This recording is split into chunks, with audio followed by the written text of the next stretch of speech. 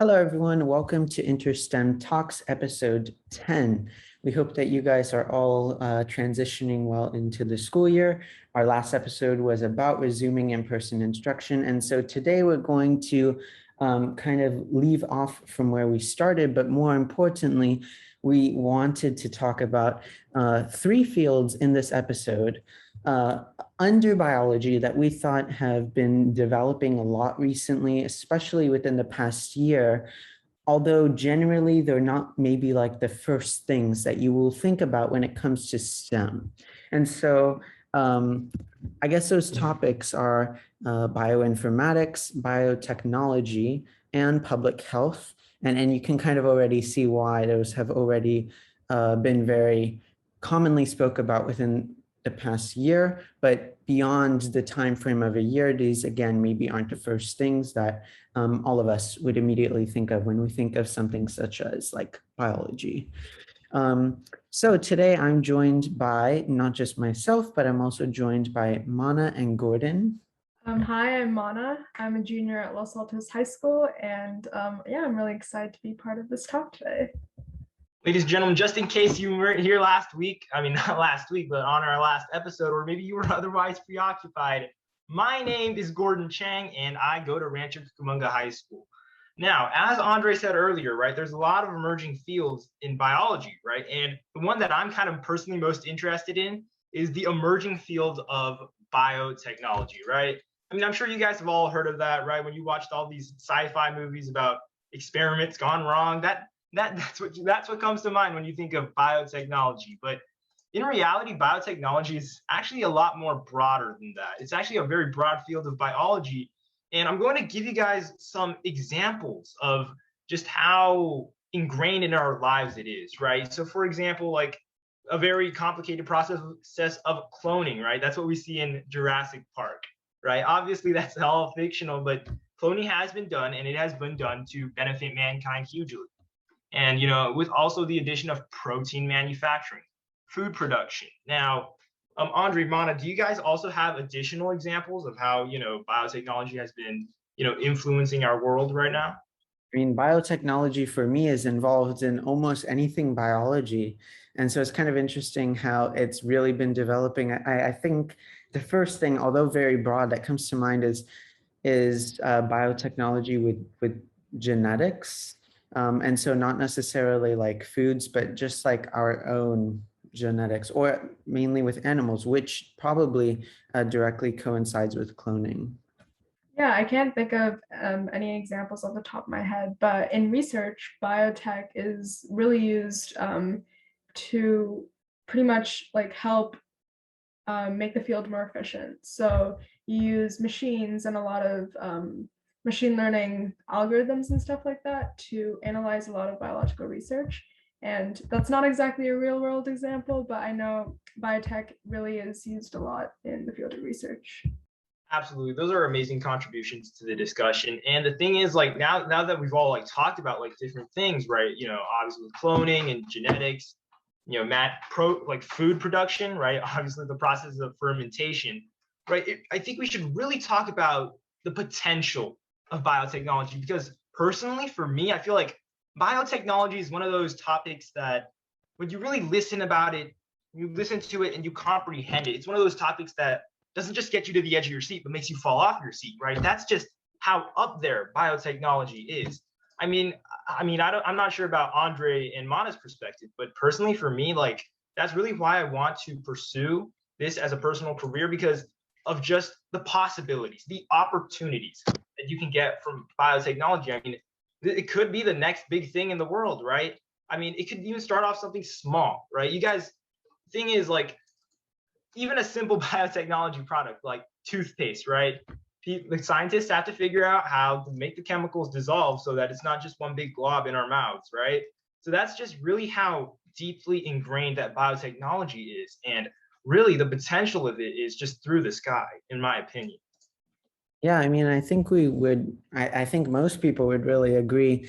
It's very future oriented. It's similar to like biomedical engineering. Those are like very common or just like popular, I guess, fields of study that people are interested in right now because it's like the future. In a way, not saying that this isn't the future, but just as an example, a general like biology, you know, if you're pursuing a general biology education or something, that's something that has been happening for decades and decades, and that is super important. And every year we learn more.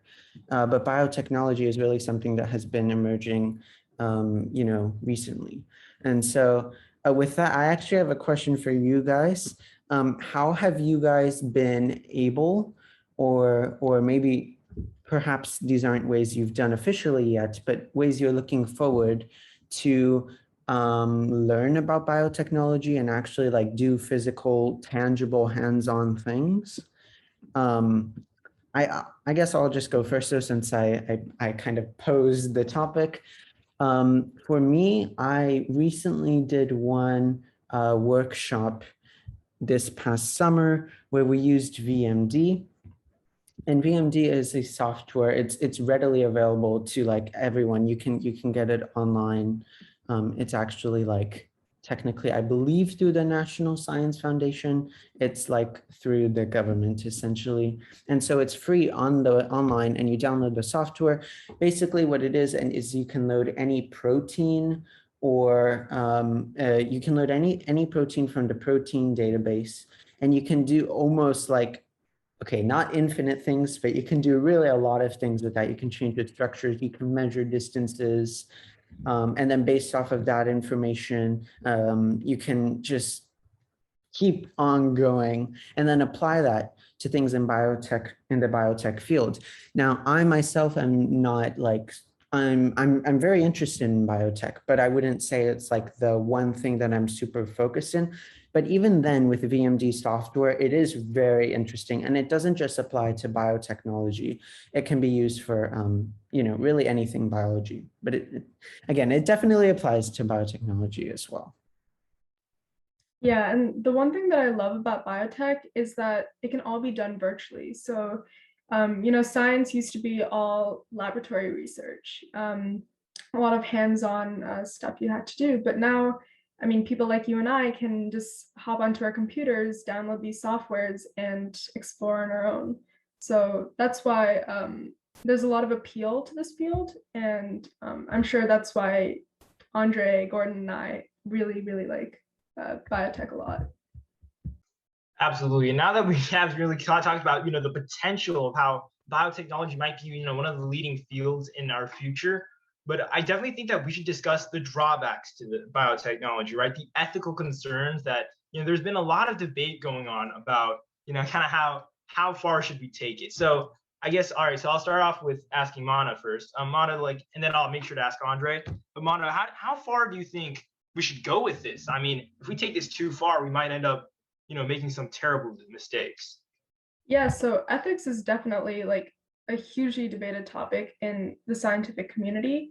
And there's a lot of questions even now that are being posed. For example, should we be using tech and our resources to be creating, let's say, a superhuman race that's immune to diseases or bacteria or things like that? And at the end of the day, it's such an important discussion to be had because if you think about it, there's a lot of power in science, and if it's not used in the right way, then it can definitely be a problem. So yeah, I would say some examples would be, as I said before, the superhuman race, even like GMOs, just using technology to make these better plant breeds or things like that. Like, yeah, there definitely is a limit, and it's dependent on how far the community thinks we should go. And for me, I would bring the example up recently that's been in the news of actually, although maybe not directly like intertwined with biology, is like the Tesla, I don't know, robot thingy that Elon Musk recently kind of introduced, at least, that he was in the works of creating. Now, I want to make something clear. I'm not dissing Elon Musk here, and I really think that that's a really interesting idea and that it should be pursued, and it is being pursued. But the robot that he had posed, by the way, if anyone hasn't heard of the Tesla, I think it's called the Tesla bot. What it is that it would take care of repetitive daily tasks. So for example, I'm not sure if this qualifies under that list, but like washing the dishes or cleaning the house, kind of like already like an iRoomba does. Just doing like the daily tasks in a house or something, or some stationary location that can ease work that humans normally do and set that aside. Now, that's not necessarily biotechnology. That's not the fusion of natural sciences and technology, which is really what biotechnology is. But I will say that in that example, which is for me the first thing that comes to mind, is that I think that's almost as far as we should go. Like it really should not be much farther than that. The idea that a robot already has the mental capacity of a human to do those daily tasks is already scary enough to where it's very helpful, and we should try to pursue that as an advantage for any human to take advantage of. But it can go too far, I would say. Absolutely. And as kind of like this, I don't know if this, as my final point that I want to make is, is the cost and production of all this stuff. This kind of does relate to like biotechnology, but like one of the things that I kind of wanted to talk about was kind of how like people who are like diabetic, right? They need to purchase certain products like insulin, right? And the cost for that is extremely expensive, right? And the thing is, like, that just feels completely unfair because everyone should have the right to, live a successful life, right? And the thing is, when you don't have that, and it's like you have to pay for this, it is extremely detrimental to personal finance, and it's really unethical, in my opinion. And that's why we need science to be more ingrained in society. I mean, we need the public to understand that while they may not be doing research, they can always take part in these discussions, right? They can always be involved in the ethical aspect. And the more voices that we have and more voices that are heard, then the more opinions we'll have, and it'll only get better. I just want to add on that. I really do agree with that because ethical standards in the long run, you can try to prove it with data, and there are ways to do so in some limited scenarios. But at the end of the day, it's ethics and morals. And the best people who probably can decide that is the community that biotech would be serving. So I would really agree with that. Okay, so the next thing that I think we should discuss, as mentioned, there would be 3 topics that we wanted to talk about today. And one of those is bioinformatics. It's once again intertwined with biotechnology, but it's more about the collection of data. And so it's not something that I have done a ton, but I believe Mana has. And so Mana, if you just wanted to like give a kind of quick synopsis of what bioinformatics really is, like what is bioinformatics? Yeah, so bioinformatics was, well, it is a really important field.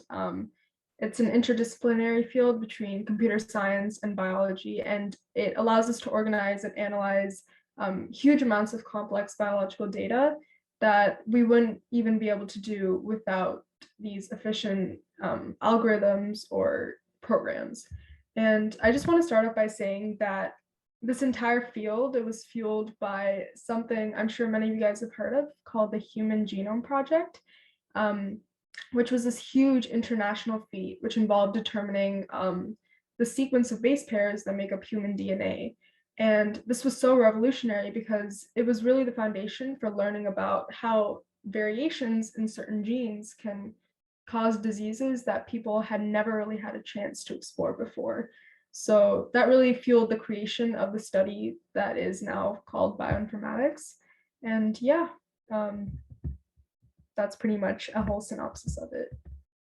So basically what goes on is you're processing a lot of information. You have scientists, you have researchers that are doing all these experiments, but they don't really know how to connect it to experiments that people may be doing, let's say in China, for example.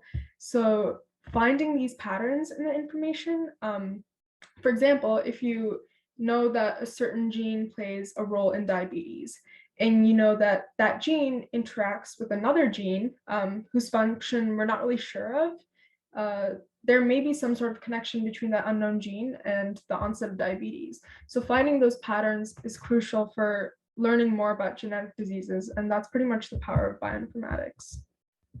Yeah, I kind of heard Human Genome Project and all of that, obviously. And although it's slightly off topic, I just thought that I would mention it because we're talking about biology, and this is literally something you hear about in every biology course. One of the stories that is somewhat affiliated with the Human Genome Project is actually like Watson and Crick and the Nobel Prize kind of feud, perhaps, with Rosalind Franklin. For those of you who don't know, although it really is in like a lot of biology textbooks and it's commonly alluded to, is how Rosalind Franklin, back in, I don't know, whenever it was discovered in the 20th century, I think like mid 20th century, Rosalind Franklin had been doing various labs. And so there had been previous kind of collaborations slash just communications, whether good or bad, between Watson and Crick and Rosalind Franklin. And Rosalind Franklin, for her time, of course, was a female lab researcher trying to uncover what really was DNA, like what was the structure, what allowed DNA to have such like I guess advantages in a way, because it's like so well strongly secure and protected. Not that other parts of the body aren't, but DNA is super essential to the body. And so I am kind of basing this off of like different perspectives and fusing them together. But what I'm trying to get at is that Rosalind Franklin, technically now these days, in most views of scientists, actually discovered the double helix structure of DNA. But Watson and Crick took credit for it. And Rosalind Franklin had done so many different, I think, CT scans, different scans in the laboratory, and without protective gear and equipment. So she actually passed away from cancer. And so when it was time for someone to receive the Nobel Prize of finding, the structure of DNA as being the double helix, well, Watson and Crick received it. And so Watson, the reason I mentioned all of this is because Watson is currently the director of the Human Genome. Oh, no, wait, sorry, is not the current director of the Human Genome Project. He was the first director of the Human Genome Project.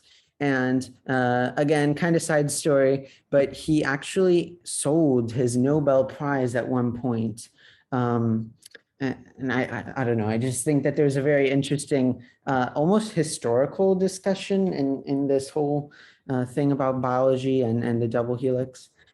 But he was the director of the Human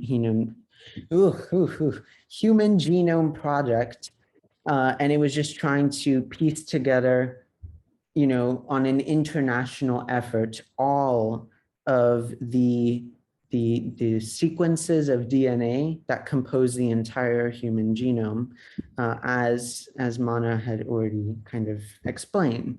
And so the interesting thing is, once the entire effort was done, someone else came along and was able to develop some type of machinery or software. So again, biotech related.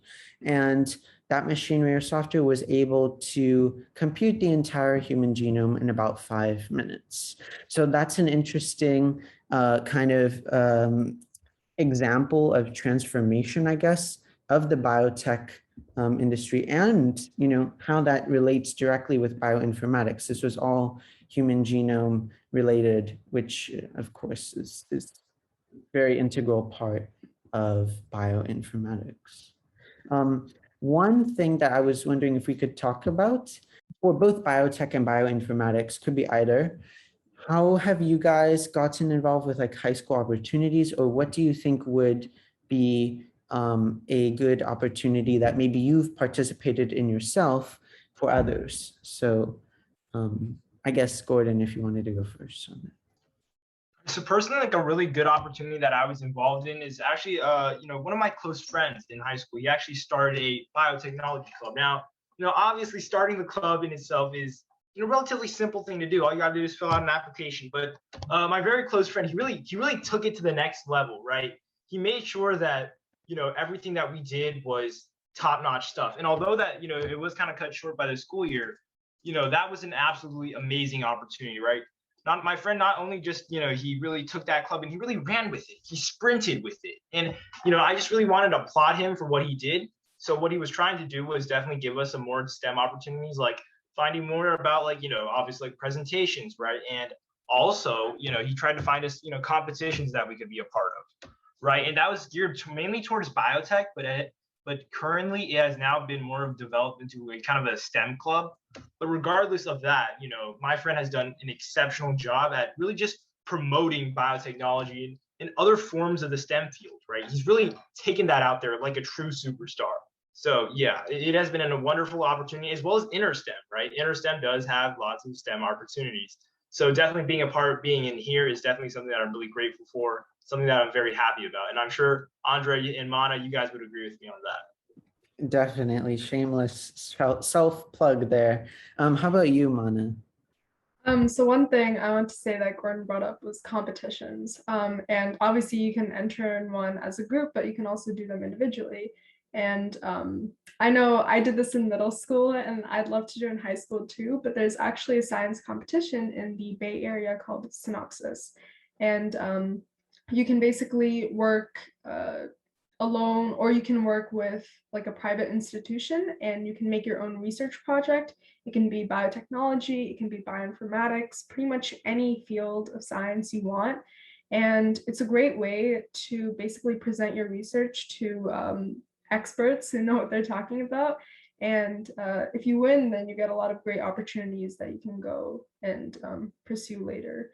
But yeah, competitions are a great way to get involved. Even just writing competitions, like write about really interesting things that you read on the news. For example, I was browsing like the scientific journal the other day and I saw this really cool article about how you can apparently store movies on DNA. And I was just thinking to myself, like, that would be a great article to write. I would learn more about the subject and I mean, people would also be more informed. So yeah, competitions, do blogs, do podcasts like this. Yeah.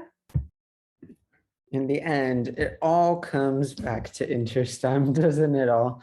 For me, two other kind of, and not just two, there's a lot of summer opportunities, whether that's camps or internships or things that you can apply for that aren't necessarily either of the two. Maybe they're more like workshop oriented.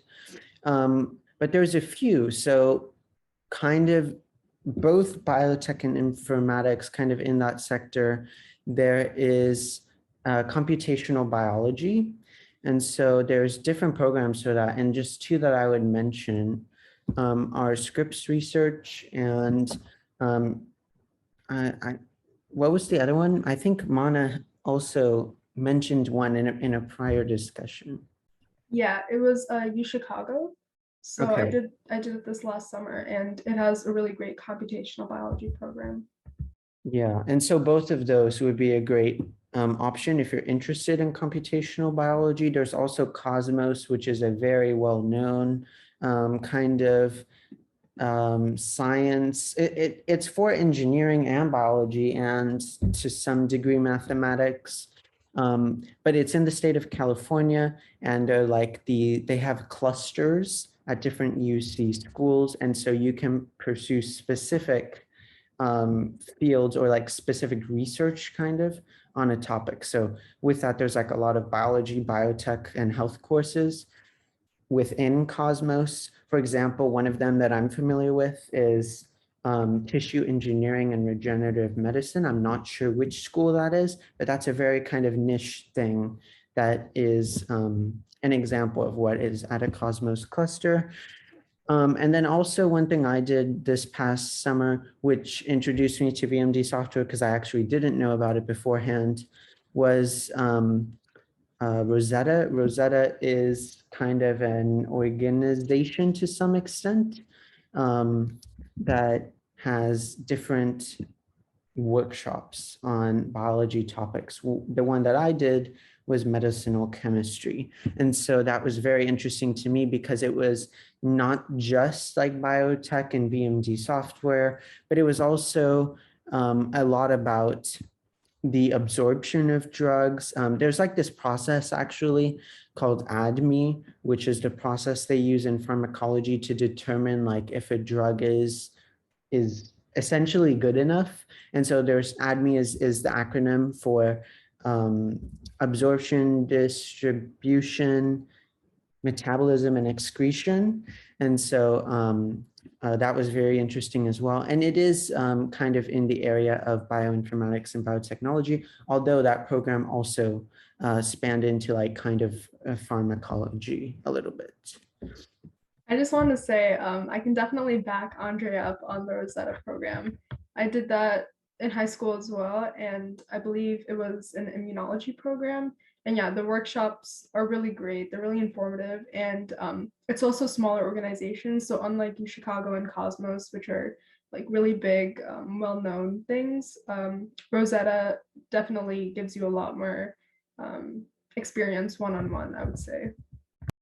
Yeah, for sure. So that's not to, I also just want to say, that's not to say that the other programs that are larger and very well known are not good. There's a reason why they're large and very well known. But if you can try to like find a smaller opportunity, sometimes in addition to larger ones, programs that have a more interconnected like staff kind of, where people can really get to know you directly and you can maybe pursue your research beyond that workshop if that's something that you're interested in. I think it's a very good idea to try to kind of research those different avenues. So. Okay, and the last field kind of in biology that we were hoping to talk about today is public health. And public health has been the probably number1 most talked about study of science and just overall like number1 like how do I say field of profession, like not industry, but if you've talked about one group of people within this past year, you've talked about public health officials. And so today we'll kind of be talking a lot about public health because people have certain misunderstandings with them, which is completely understandable. Some people don't maybe know exactly what public health is. Maybe it's confusing. And so not only can we clear that up today, but we can talk about like different opportunities that there are in ways to get involved with public health and all of that kind of stuff. And so one of the people that we're hoping to have here on this podcast, but unfortunately they weren't able to make it because they're actually just moving into their dorm, is an undergraduate at Johns Hopkins who is in a direct matriculation program in public health. Their name's Jessica Lee, and they were super generous in kind of providing answers to different questions. So while they weren't able to be on the podcast today, they were able to give their insights. And so we'll be going over some of her insights as a public health student and someone who's very passionate about that. I actually met Jessica through like a CDC public health program. And so she's super involved in that. And so she just has some very interesting overall advice and insights that we can talk about today. So first off, the biggest, I guess, misunderstanding that people don't always realize to the full extent is just the definition of public health, which seems very simple. But the problem is it's often confused with like medicine, or just public things in general, or public health, people think of it as like a subset under medicine, when in reality, it's its own category in a way, but it's the science of, number one, preventing death, two, disease, and three, disability at the community and population level. So in a way, by focusing on the community and the population level, it's almost not just a subset, but it's like the overarching theme in health and medicine overall, because it's focusing on communities. Now, there's different instances where that's true and not, but overall, it really is a science of preventing death, disease, and disability for everyone. A doctor, on the other hand, or a physician or nurse practitioner, any of those health officials or medical professionals more so will be focusing on specific patients, and like kind of like a case study. If you've done plenty of case studies before, it's centered around that individual and solving the issue at hand, and making sure that they're treated with the best proper care as a patient. But public health is everyday life at the community level. And so the other misconception with that is that health is simply determined as a sum of the health of all individuals in a group. And so that's like word for word kind of what Jessica had explained to me. And essentially, that's a misconception, because health of a group is determined more wholly and more holistically than someone as a doctor. And so laws, local environment kind of regulations, even community relationships are things that determine how healthy a population is, and not just the sum of the health states of individuals like within a community. And so that's one of the things that she thought was like a huge misconception with public health. And so one of the first thing I did at my CDC public health kind of opportunity was like defining examples of public health. And so I wanted to ask you two, maybe one for each of you guys, what is one example of public health that immediately comes to your mind that is not COVID related? Because that's like the first thing that obviously comes to mind. What is an example of public health? And you guys might be familiar with this. It might be very basic, but it kind of can address some of the misconceptions. Honestly, I would say anything to do with going to the airport and seeing like those TSA signs about Zika viruses or like outbreaks that people might be bringing in from different countries. So I think that's probably the main thing I can think about for public health if we're not talking about COVID.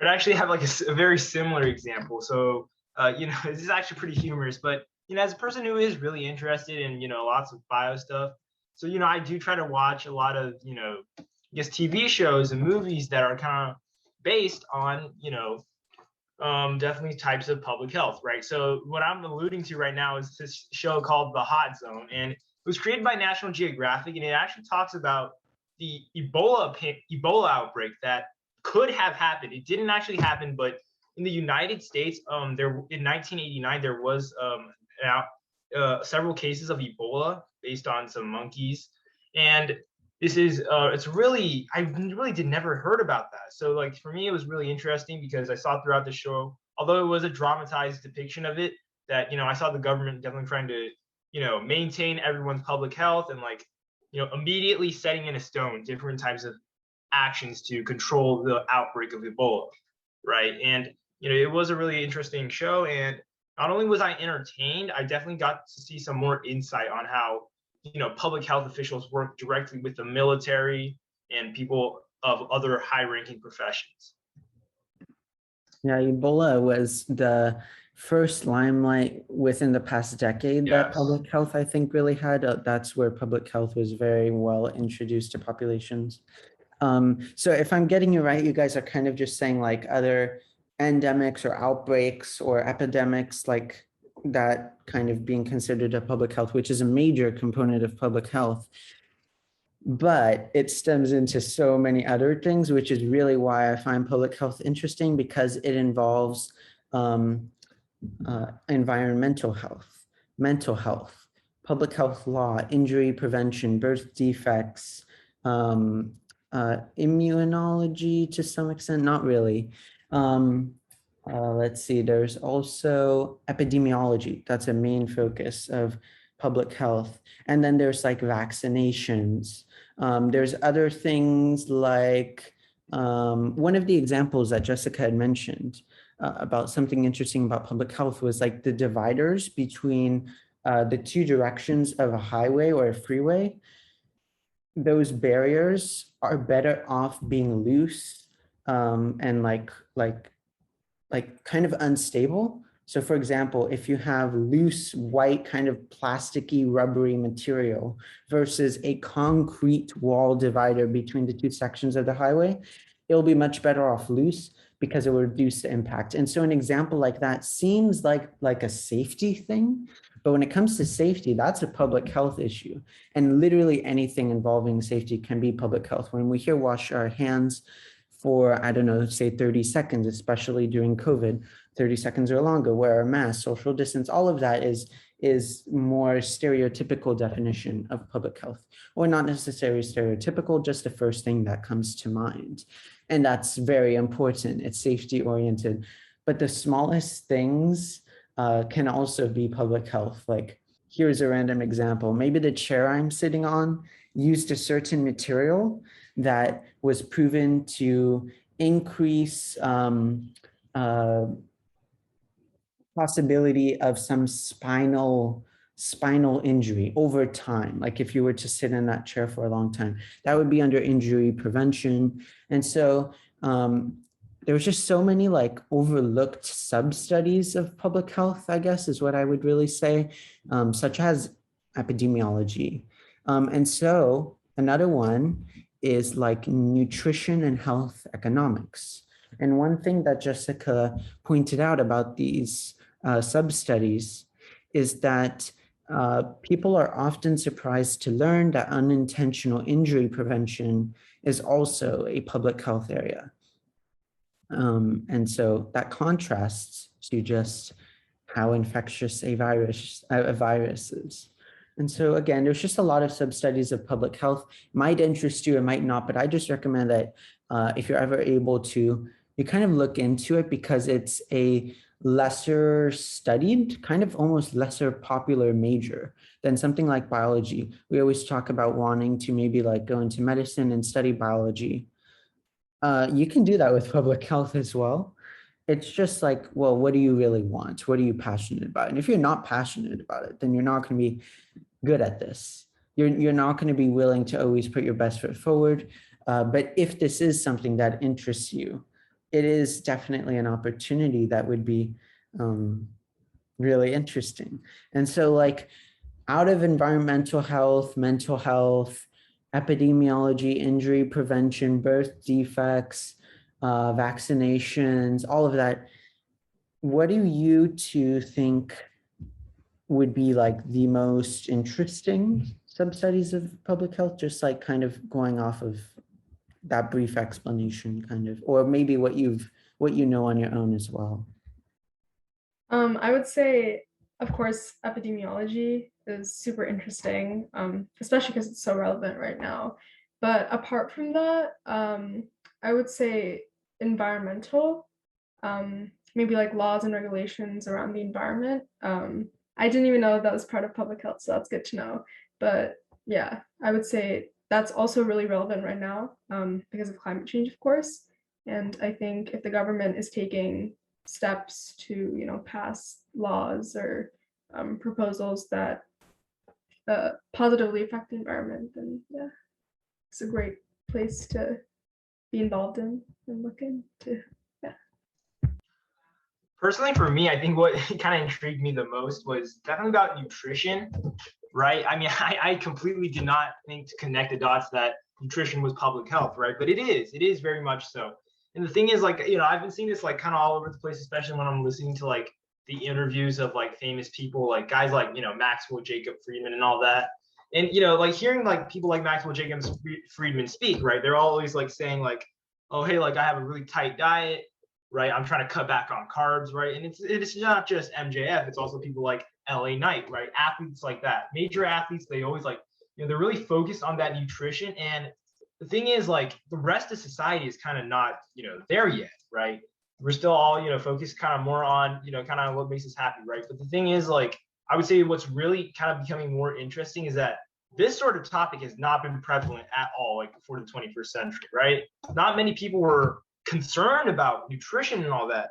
And what really intrigues me is kind of this development of how we're going from A to Z like immediately. And it's just, I really want to see how this progresses, right? Because although there are a lot of us that that are just kind of staying by, there are all sorts of people that all they want to do is tiptoe, right? They just want to tiptoe wherever they go. And it is really interesting to see how this all unfolds.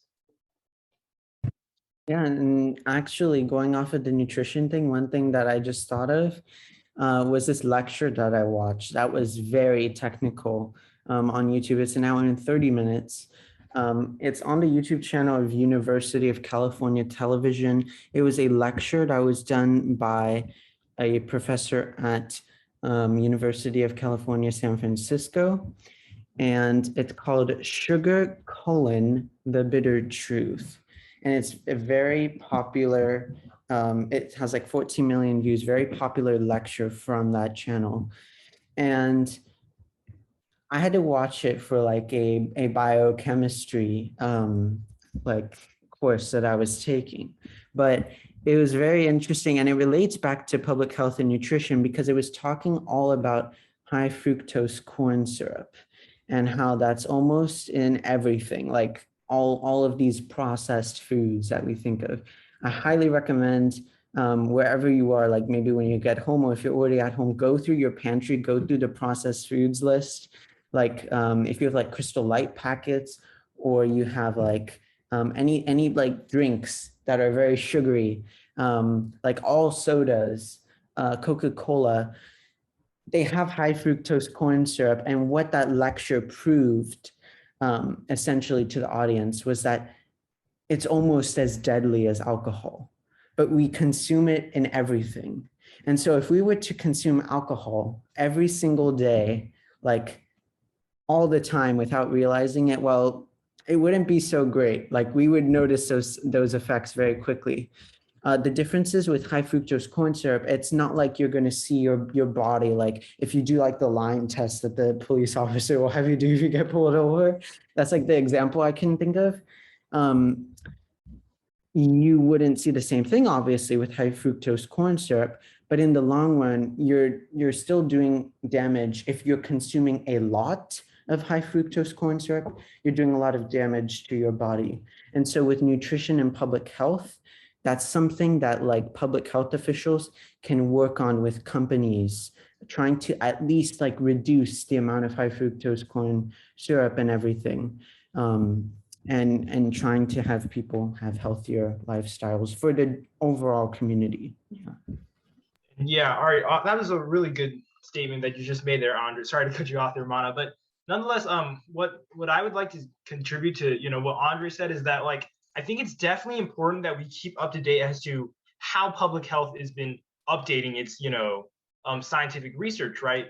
For a long time ago, people used to think that the Earth was flat, right? And very clearly, it is not nowadays. So the thing is, I think that is why like public health should be emphasized far more, just as much as biotechnology, in my opinion. Because the thing is, like nowadays, I think it's really important that, like Andre said, we should cut back on the carbs, right? Cut back on the gluten.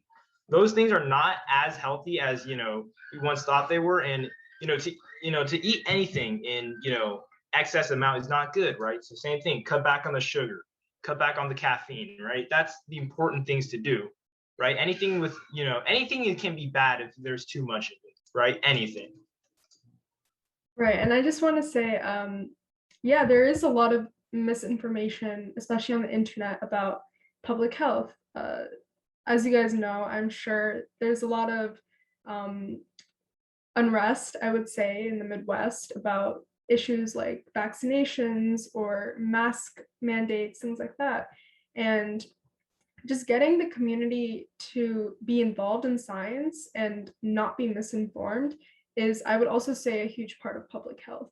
And I just want to say, I know in my high school, we're required to take a health course, and you guys were talking about nutrition, and Andre, you gave the example of like road safety and stuff like that. But I'm now recalling that that health course was kind of, that mandatory health course really actually taught a lot of high schoolers in my school about aspects of public health that maybe we would never have known about. So even just mandatory courses like that could really help inform an entire population. Yeah, that's really great that public health is being included, I guess, in curriculum, because it's not like a required biology or chemistry or physics kind of educational course for high school right now. And actually, you had mentioned like countering misinformation is a huge challenge and focus of public health. And actually, Jessica had also said that for the future of public health, she really thinks that that's where it is, and that the last few years have really underscored how countering misinformation, no matter what that misinformation might be on, is very important. As you mentioned, especially with like vaccinations, that's never been more obvious to the general public and not just public health officials or people interested in the topic. That's something that has been widely worked on in the public health sector.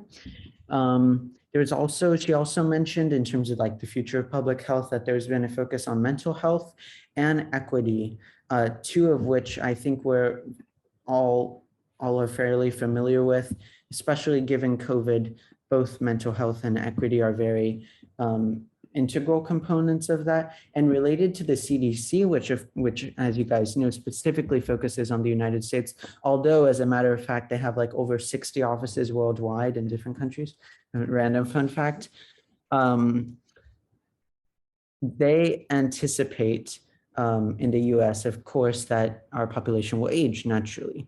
And so mental health and studying the effects of our aging population and studying the effects of how like to get people to live longer, I guess, especially considering an aging population, that will all be very important. So I just wanted to mention that as the future of public health. And the last thing that I thought was some interesting experiences and insight from Jessica was, first of all, some experiences she had at Johns Hopkins that she thought would be interesting to share, just in case anyone was interested in that university. It's not directly related to public health, but one of the things she wanted to mention just about Johns Hopkins is that she took a very interesting contemporary art class that involved performance art and just defining art, kind of like defining what public health was. And so she did a lot of photo shoots around the campus and went to different art museums, especially being that she was in Washington, D.C. And then she also got to explore how COVID-19 was impacting art and how art impacted, or not how art, but how art played a role in COVID-19, how they were complementary to each other.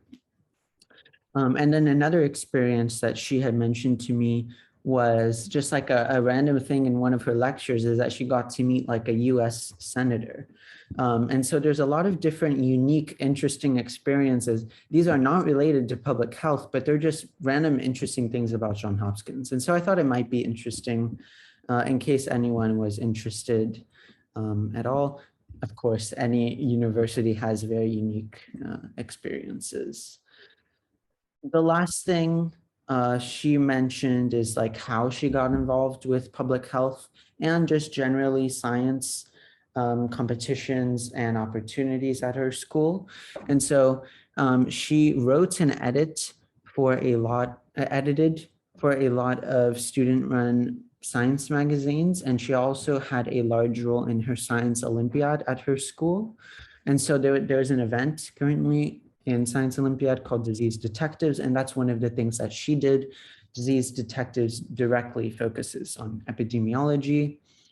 And then also she coach that event of disease detectives to elementary schoolers in high school. And then her last piece of advice that she kind of tagged on was that apply early to college if you can, which is not related to this, but just some random advice. So out of those three topics under biology and STEM overall, what would you guys say? I mean, what are you guys most interested? What would you guys recommend people look into? What are you hoping to pursue, I guess? Like, what do you recommend for others based on your interests? So obviously I love bioinformatics, but I think throughout this podcast, I realized like biotech is such an interesting field. I mean, those examples like Jurassic Park and cloning and all that, like it really uses a lot of imagination that I think science sometimes misses the mark on. And yeah, that's why I think biotech is super appealing. And yeah, I think it'd be kind of cool to go further into that study and learn more about it. Yeah, my recommendation for anyone who is looking to kind of, delve a bit more into the biological field is, yeah, as Juana said, definitely try to look into biotech, because really the possibilities are endless with biotech, right? And although it does seem far-fetched to clone dinosaurs, but the thing is, like, we all start somewhere, right? It was thought impossible that we would ever fly, and so it only takes one moment to successfully launch something. It only takes one moment to initiate something, right? And no one is forcing you to, dig deep into biology. But the thing is, this is a great opportunity, and opportunity is only good if you deliver. And I believe that was said at the previous podcast. I'm now going to classify that as a Gordon Chang quote in the official InterSTEM Talks quote book. Is that one of your quotes, Gordon? Absolutely. I mean, that is a quote that I live by each and every day. I mean, really, to put this really straightforward, there are a lot of opportunities out there. You can't miss them, right? And even if you do get those opportunities, you need to make sure that you perform well. That's the only time that an opportunity is great, right? Although you do learn from failure, success is success. I mean, nothing you said wasn't agreeable, so we'll leave it to Gordon for the inspirational quotes. Yeah, and for me, I was very interested actually in bioinformatics. It is very closely related to biotech, but I, from this point forward, really want to go to a deeper depth into my understanding of bioinformatics. And so that's something that I found really interesting off of this discussion. Thank you everyone who had tuned into this episode. This is one of our longer episodes, but we touch on three really integral developing parts of biological sciences. That would of course be biotech, bioinformatics, and public health. We really appreciate kind of your listening. And I think that going forward, like, after this podcast, maybe you guys can look into a program that you'd be interested in. You can, join InterSTEM. You can do whatever you think that would most interest you. And yeah, we'll all kind of end up in the best situation if we'll go ahead and do that. That doesn't need to be in bioinformatics, biotech, or public health. But those are the three things we talked about today that would be very interesting options. So going forward in future podcasts, we hope to talk about those other future topics in the STEM field. But we hope you guys really enjoyed this podcast. Again, thank you all for listening and have a great week. Bye. Thank you. Thank you. Bye. Thank you.